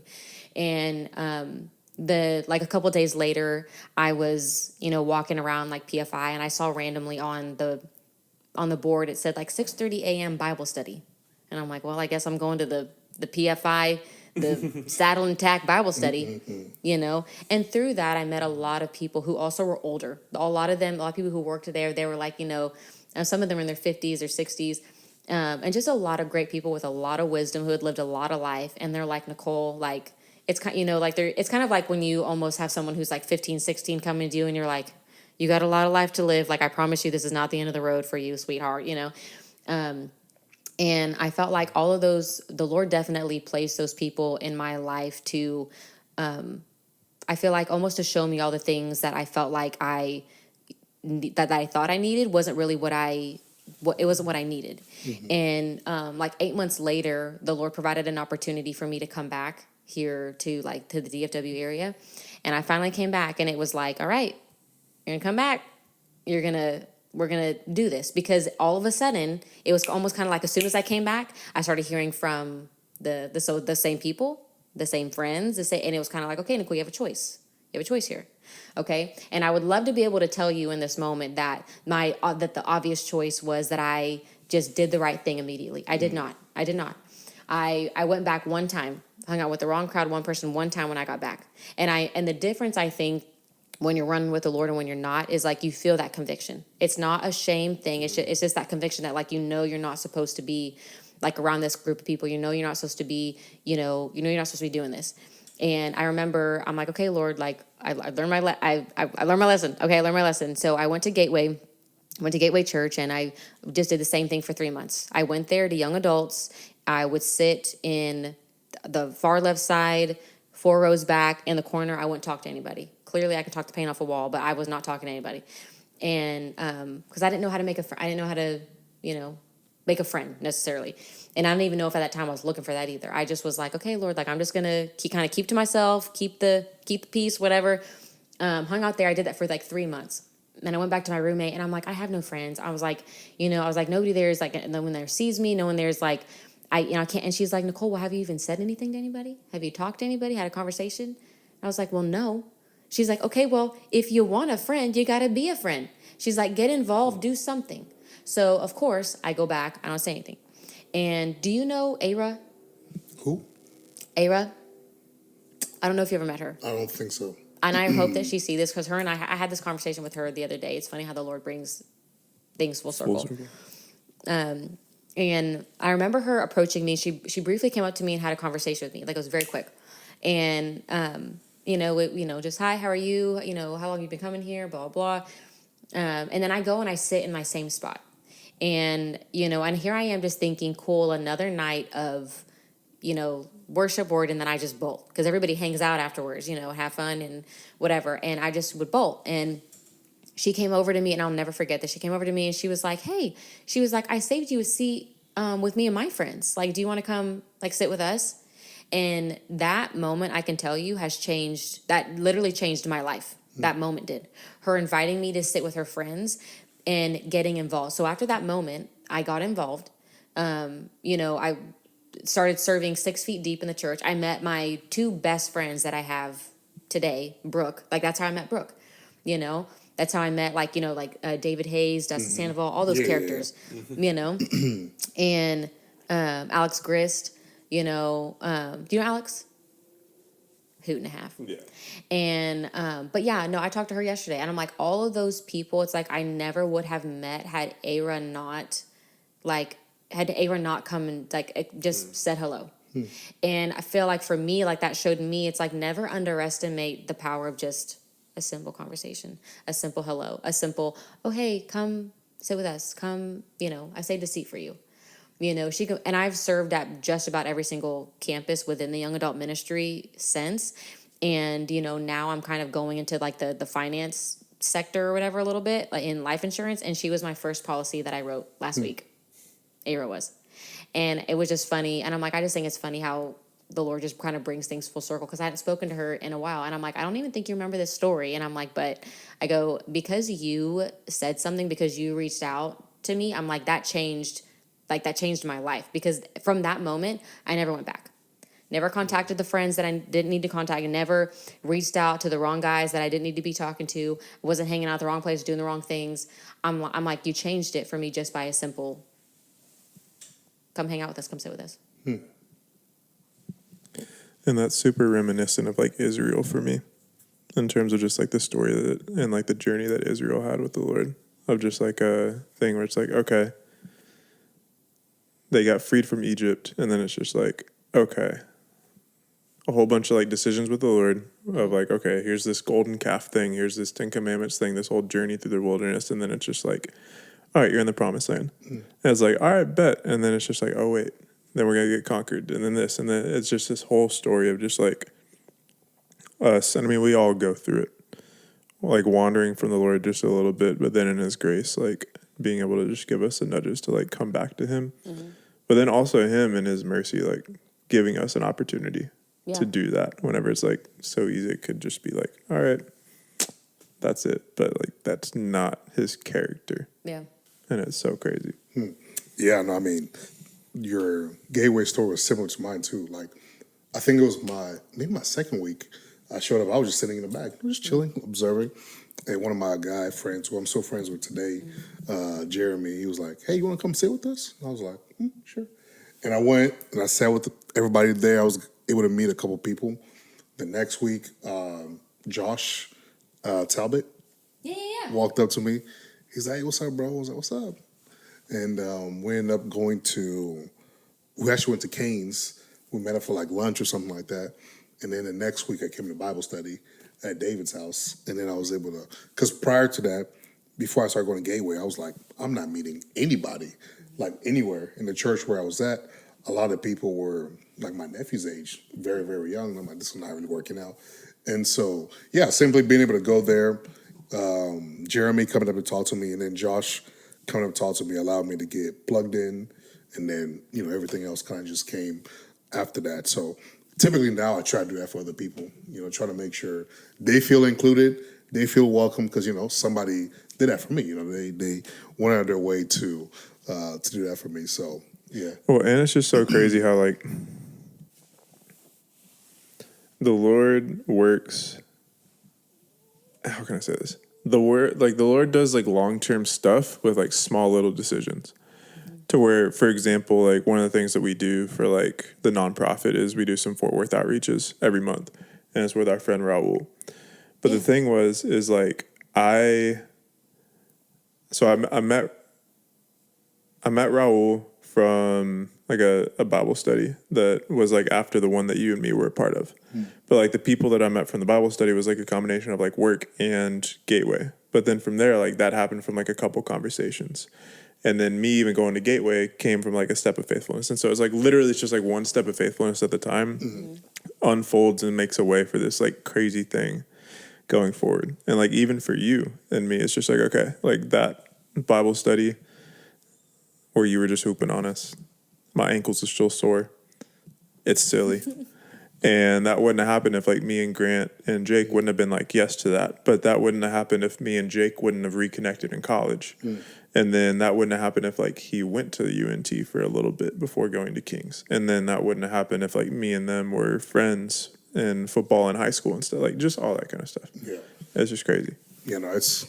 It's always crazy out there. We're saying it's so crazy so much. Yeah, I know.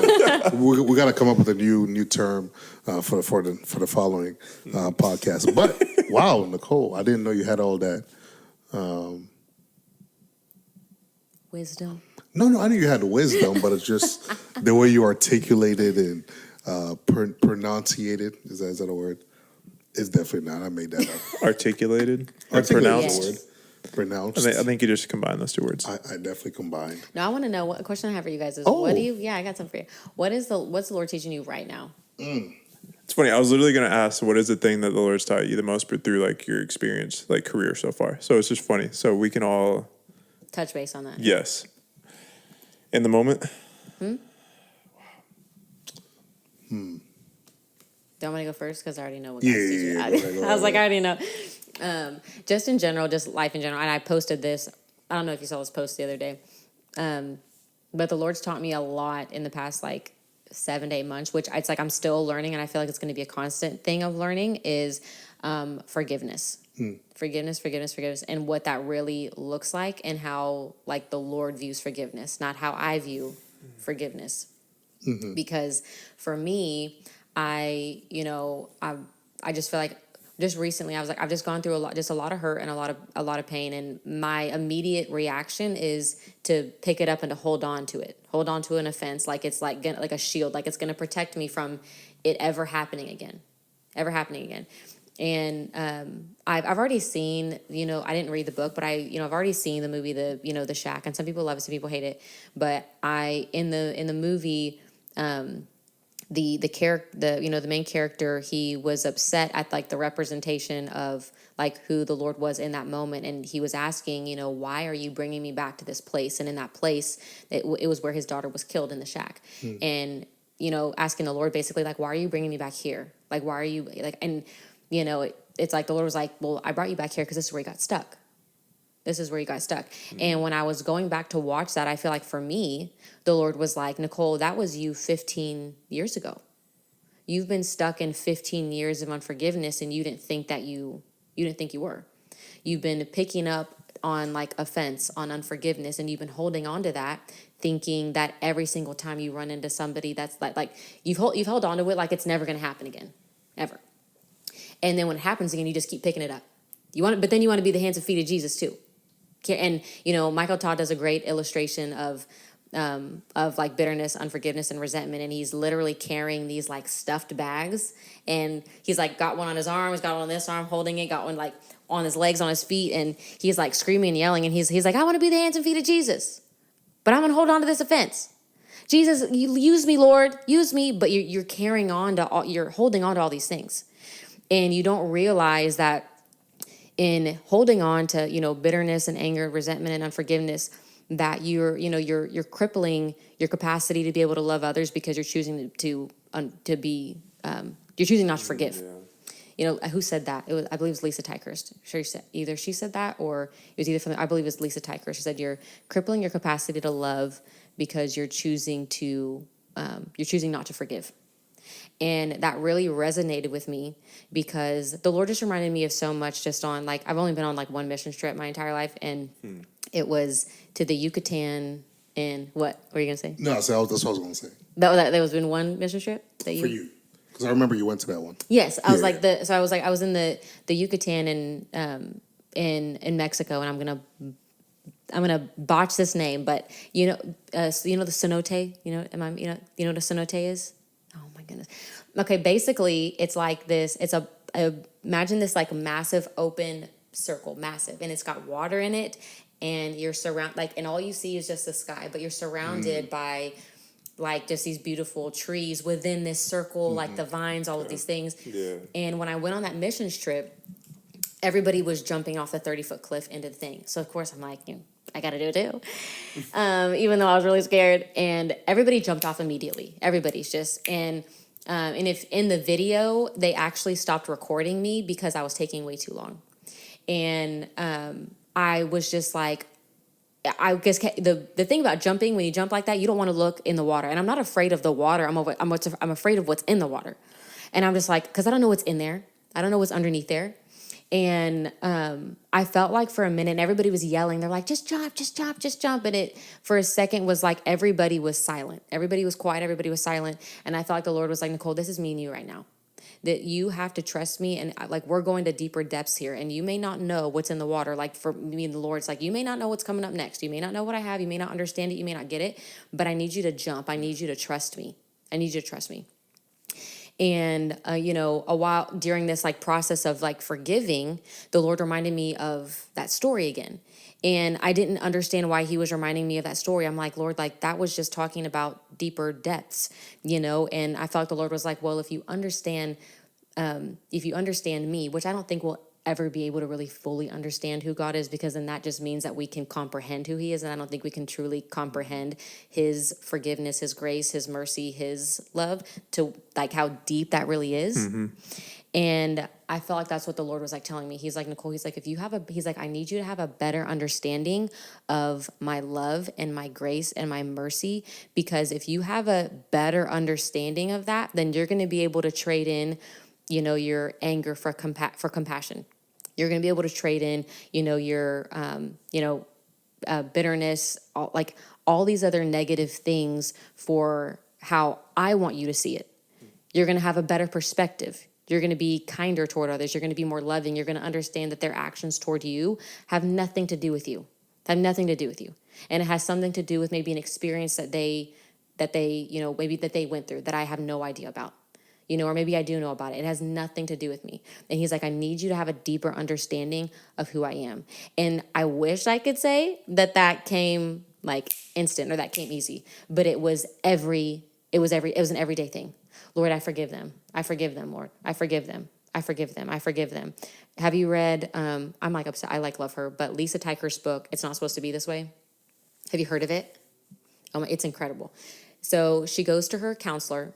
She's had her husband has had this, this affair, and she's sitting across from the counselor, and the counselor's like, it sounds like a really great day to forgive. She's like, that's awesome. Because she's not ready to forgive. And he was like, well, here's an idea. I'm going to give you all these note cards, and you write down every single offense, whether it be from husband, anybody else. Write down all the offenses. And she's like, okay, I can do that.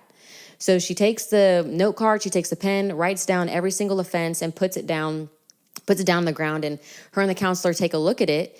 And, the counselor's like, I get it, Lisa, you've been through a lot of stuff. And he's like, now let's work on forgiving. And she's like, you don't understand. Like this, it's hard to forgive. And he's like, okay, let's take little red pieces of felt. And he hands her little red pieces of felt. And he says, I need you to take the little piece of felt, and you need to say, Lord, I forgive them, but whatever I can't forgive in this moment, the blood of the Lamb covers. And he's like, do that for every single piece. So for every single piece, that's what she said. That's what she did. She's like, Lord, I forgive them for this offense. And whatever I can't forgive in this moment, the blood of the Lamb covers. Whatever I can't forgive in this, I forgive them for this offense, but whatever I can't, the blood of the Lamb covers. And she's like, and once I got done taking a look at all the offenses, it was all covered by the blood of the Lamb. It was all covered by Jesus. And she was like, and it gave me a new perspective. So listening to that and hearing her story, I'm like, I feel like the Lord has been and is working on my heart in a new perspective in how I view people, in how I forgive, and how I've been forgiven.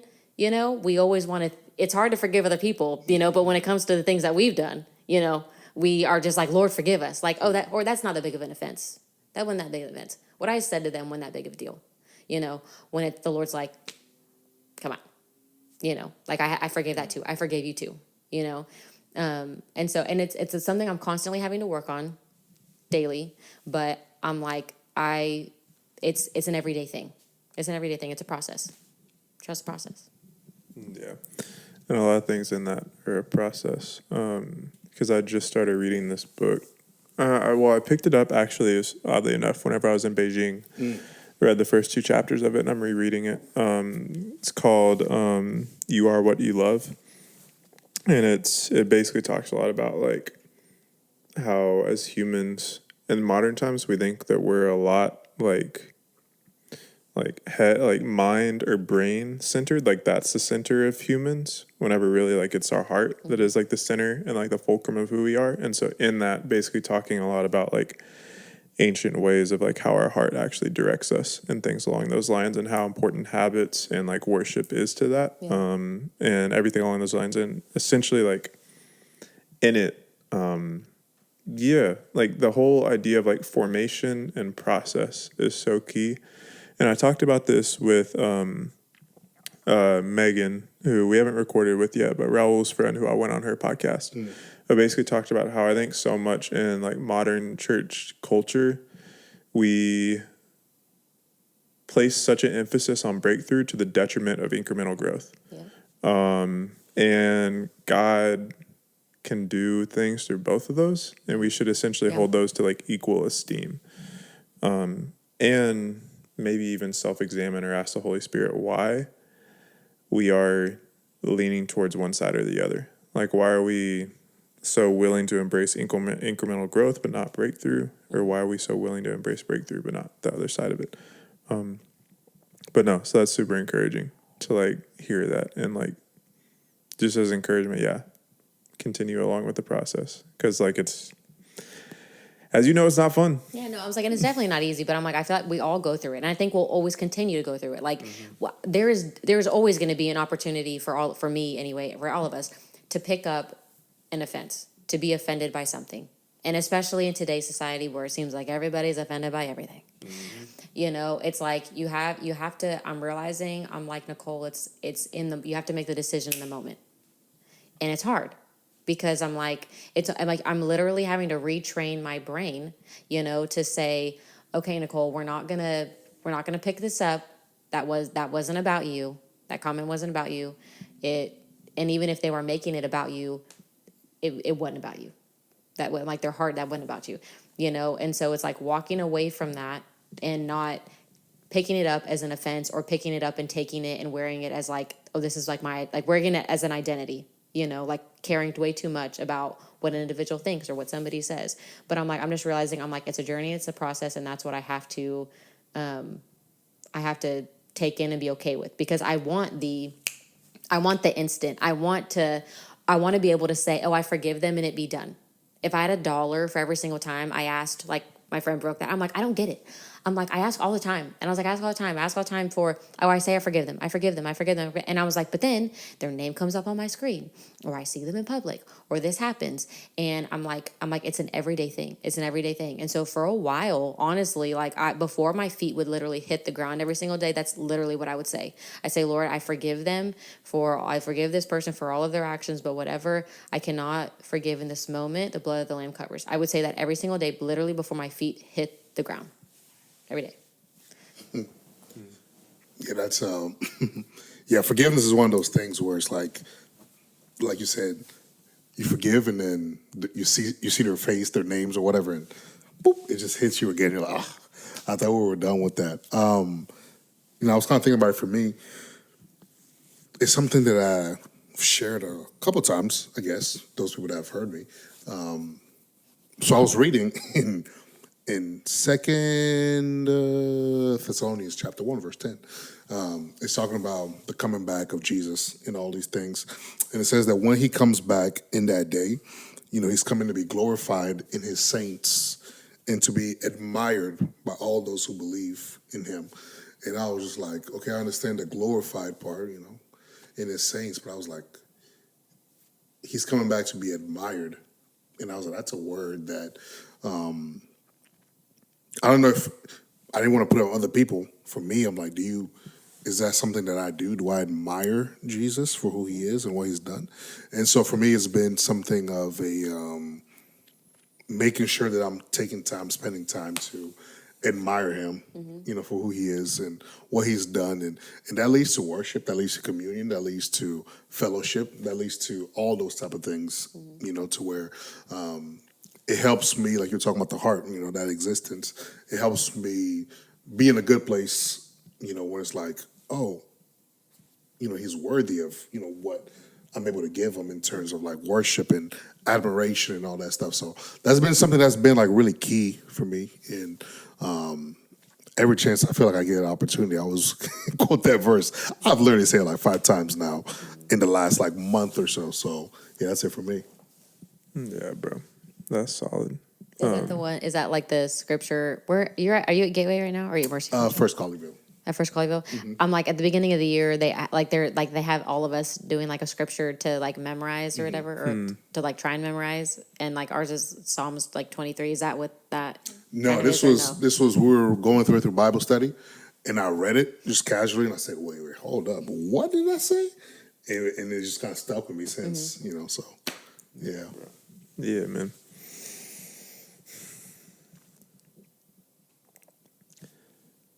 There's some things that have happened more recently, but for some reason, like, this is the thing that's sticking in my mind to share. So May of last year, was at Upper Room. Was just going through some stuff in life and whatnot, but nothing like crazy. Like, life was fine, like all that and whatnot. But went there, and was late because of the drive, and got there like right in the middle of worship.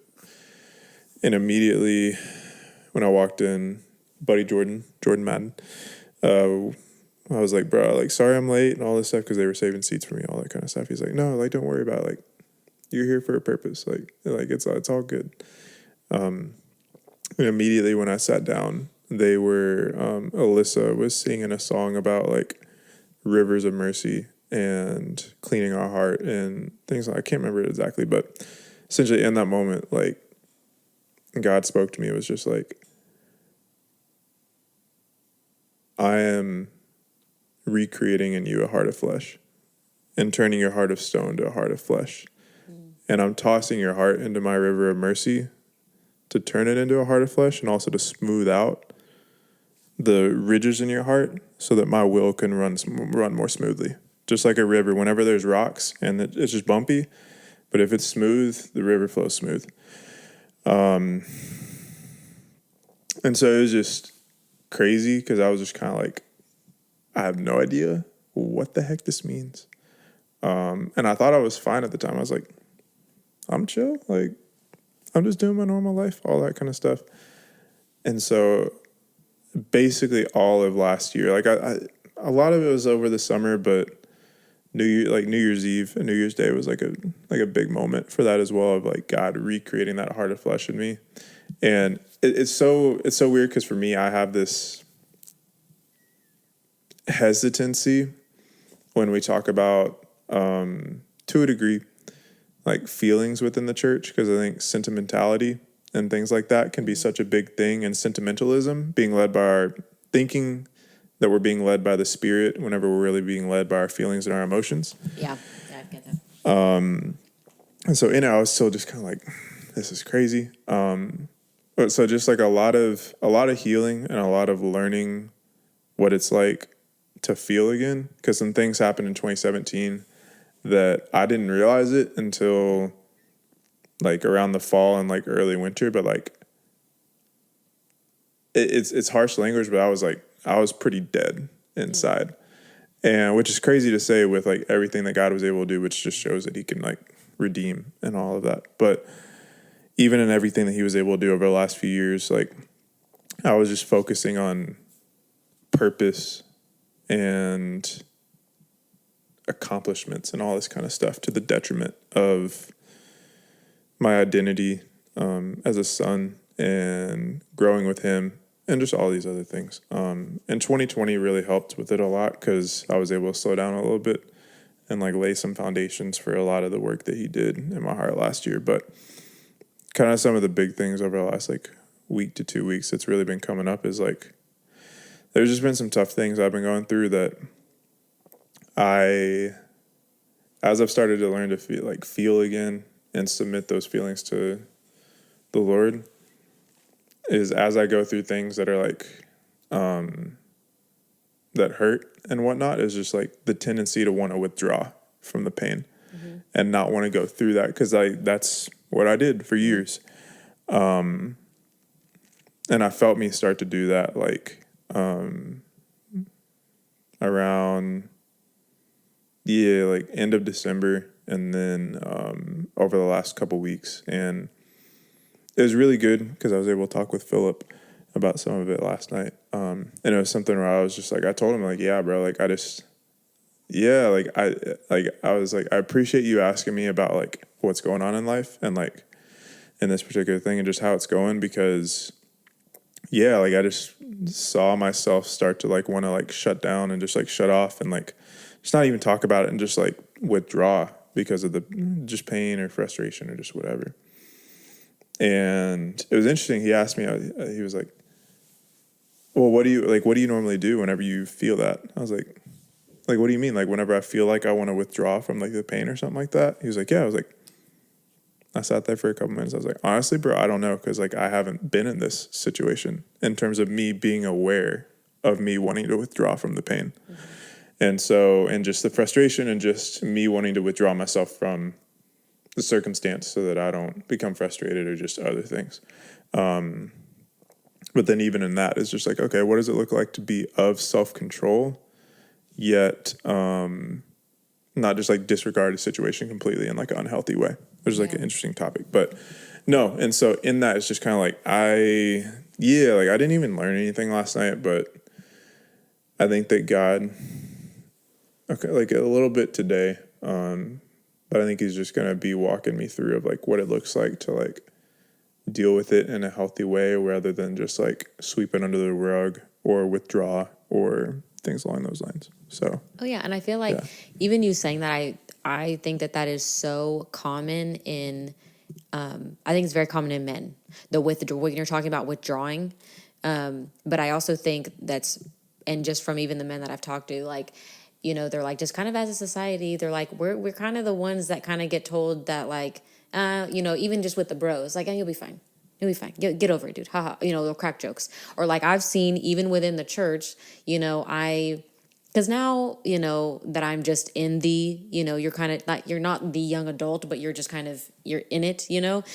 I'll watch and now I just kind of do just people watching, you know, and I'll watch and I'll see and I'll take a look at like the guys groups and I'll see that maybe there might be an individual and like that's in pain and due to a certain circumstance. And I'll watch the other guys like crack jokes regarding the circumstance and the guy who's in pain, he'll laugh it off, but I can see, I'm like, you are in pain, like you are hurting. And what that causes them to do is because they don't have they can't even, with the people that they're supposed to feel like they can maybe at least open up to, maybe they can't. And so what's the easiest thing to do is to withdraw, to self-isolate.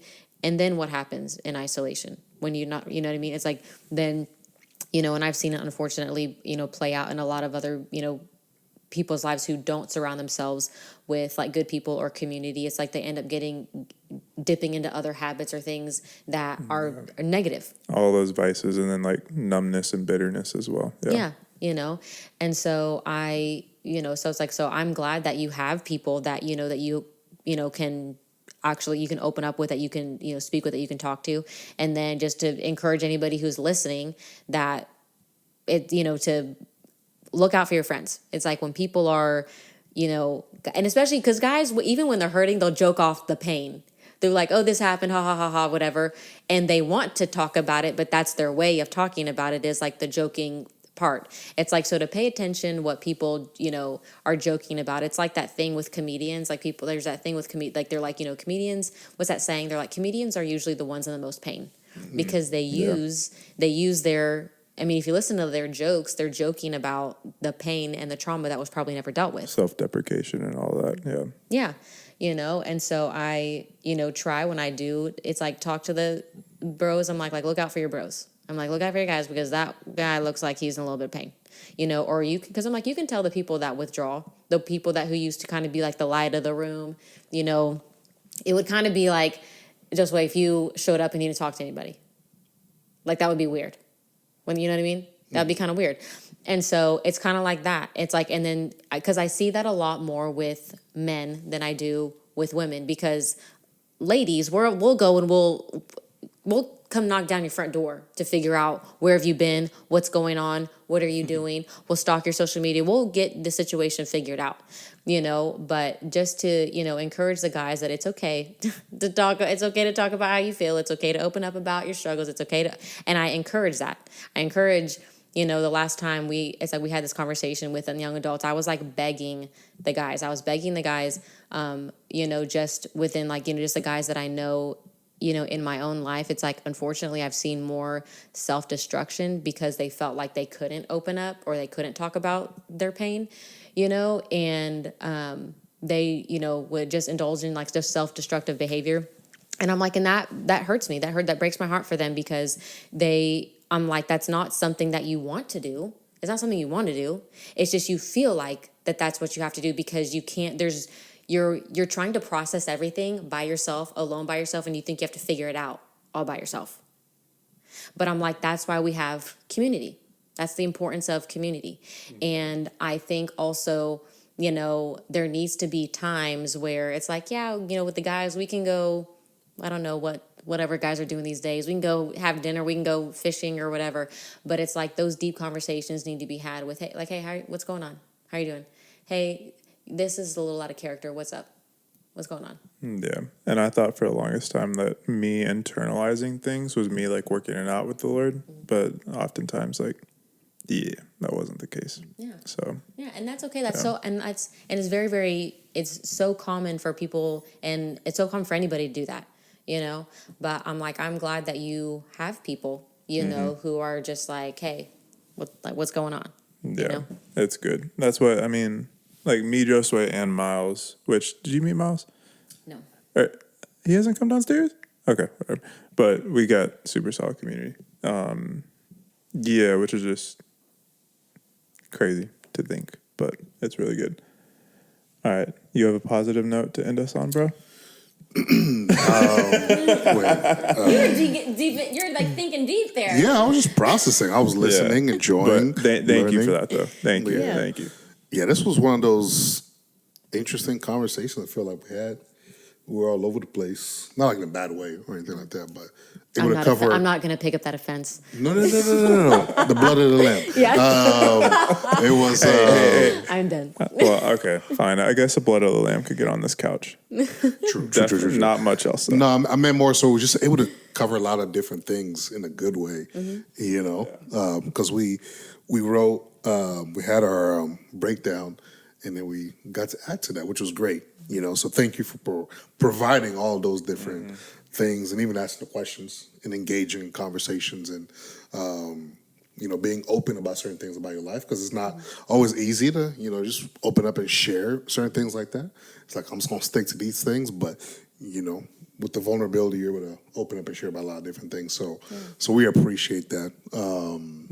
Because I think a good amount of Christians can go, which is funny because me, Kyle, and Daniel, who stayed with us a couple weeks ago, talked about this down in Austin, like over the summer. But I feel like it's become more and more common, and people I've seen is like it's super easy for people to go like 70% vulnerable, but then that extra 30% is just like a lot. And so that's where it takes like people have like a very, very easy like an hour script of things for them to like talk about, like pretty well like planned out to where they don't actually need to go deep and don't actually need to like explore through conversations with others. And so it's just super interesting. But yeah, this is definitely one of like my favorite conversations.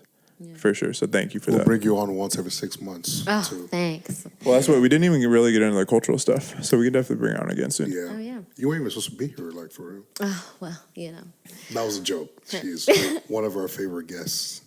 Mm-hmm. No, you Well, no, are. I know. You are, though. No, I'm not going to no, pick like, up that. I'm not listen, another offense to pick up. Listen.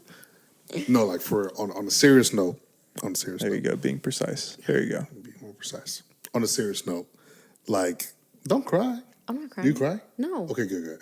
I ain't that sensitive. Okay, just making sure. I remember your middle school days. You're a little. Oh my gosh. On a serious note, though, similar to what he just said, I was like, that was like a really, really enjoyable conversation, and I felt like it flowed very well. Not that it matters about flowing, but just able to learn a lot of different things and take away a lot of different things, and that's what we always hope for. And so I'm sure that those that are listening or even watching going to be able to say the same things, like, wow, I didn't really know what I was expecting whenever I started listening to it, but I'm going to walk away 4 hours later, having... I told you. Did I not tell you I was going to talk? I warned you. You did tell us. But having walking away saying, man, like I really learned a lot, and it's going to allow me to look internally and just process a lot of different things. And, that's kind of what we hope for, with the podcast. So we appreciate you coming on and adding to that. As you probably heard us talking as we were recording the last one, that's one of our, like objectives, I guess. We want to grow as people. That's something we've been saying for however long. So you sharing what you shared allows us to do that. So, we appreciate you doing that. Well, thank you. I appreciate you guys having me on, and I think that if people take anything away from what I have said tonight, it's just vulnerability, opening up, being honest, and being honest with yourself first about the reality of your situation, where you're at, and then having really great community to be able to say, hey, this is where I'm at, this is where I'm falling short. Help. It's a good note to end on. So thank you again for joining us. Yeah. It was great. So yeah, y'all, that'll be a wrap for us today. Thank y'all so much for tuning in. We'll be linking all of Nicole's information in the description below. If you want to go send her a message, support her, everything that she's doing. Tell us the radio station again. It's Sirius XFM. It's on channel 132, I think. There we go. Don't forget about my birthday stuff. We might be linking Josue's Venmo in the description. We'll see. But yeah, go listen to Nicole whenever it comes to the morning traffic weather for whoever's really up at 5 a.m. Not me. I'm barely up at 5 a.m. So, True. All of our information will be in the description below as well if you want to support us. The outreaches, the podcast, everything that we're doing. So until next time, y'all, much love. God bless.